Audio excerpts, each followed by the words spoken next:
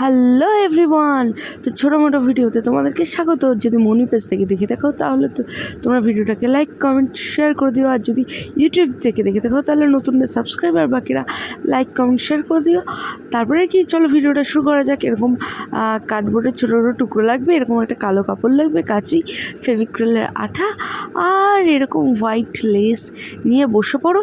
তারপরে আর কি কাটাকুটির পালায় এবার এগুলোকে আঠা আর যে ফিতেরা ছিল আর কি, পম লেস যেটাকে বলে, সেটাকে সাইডে সরিয়ে দিলাম। এবার কার্ডবোর্ড যেটা ছিল সেটাকে পেতে নিলাম। এবার বলে রাখি যে যাদের কাছে কার্ডবোর্ড নেই তারা কিন্তু ফেব্রিক বোর্ড ইউজ করতে পারো, বা আবার যাদের কাছে ফেব্রিক বোর্ড নেই তারা কার্ডবোর্ড ইউজ করতে পারো। যেমন আমি এখন আপাতত কার্ডবোর্ড দিয়েই চালাচ্ছি, কারণ আমার কাছে ফেব্রিক বোর্ডটা শেষ হয়ে গিয়েছিলো।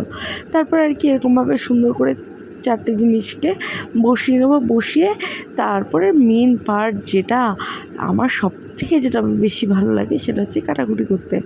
না কাটাকুটি মানে ওই আর কি সবজি কাটা না, এরকম কাপড় টাপড় কুচু কুচু করে কাটা। তো দেখো কত তাড়াতাড়ি কাটাকাটি হয়ে গেল। তারপরে আর কি এরকম ফেভিক্রিলের একটা আঠা নাও আর এরকম চারপাশ দিয়ে লাগিয়ে নাও।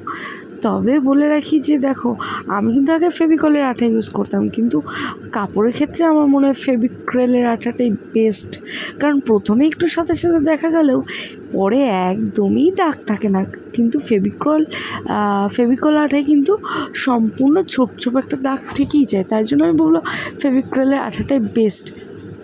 তারপরে আর কি এরকম করে বাকিগুলো যেগুলো ছিল সেগুলোকে কাপড় মেরে নিতে হবে, কারণ আঠা দিয়ে কাপড়টা মেরে নিতে হবে। কারণ যদি প্রথম থেকে সেট করা না থাকে পরবর্তী ক্ষেত্রে গিয়ে সেটা অসুবিধা হবে। দেখো এখানে আমার উপরে কাপড়টা সেট করা কমপ্লিট। এরপরে যেটা করব পম লেস লাগাবো।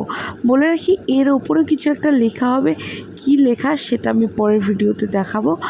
আর টার্সেল লাগানোটাও আমি পরের সিরিজ বা পরের ভিডিওতে দেখিয়ে নেব। তাহলে চলো এখানে তাড়াতাড়ি করে এই পম লেসটা লাগিয়ে নিয়ে যাক। পম লেসটা লাগালে পরে কতটা সুন্দর লাগে তোমরা কিন্তু দেখতেই পাচ্ছ।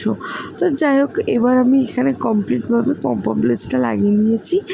তোমরাও কিন্তু এভাবে করো, তাহলে তোমরাও এরকম লং হার করতেই পারো। তো এখানে একটা ফিঙ্গারিং ছিল আর দুটো কানের ছিল।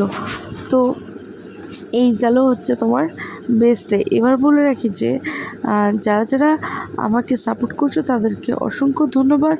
পরবর্তী নতুন ভিডিওতে আবার দেখা হবে। চলো টাটা।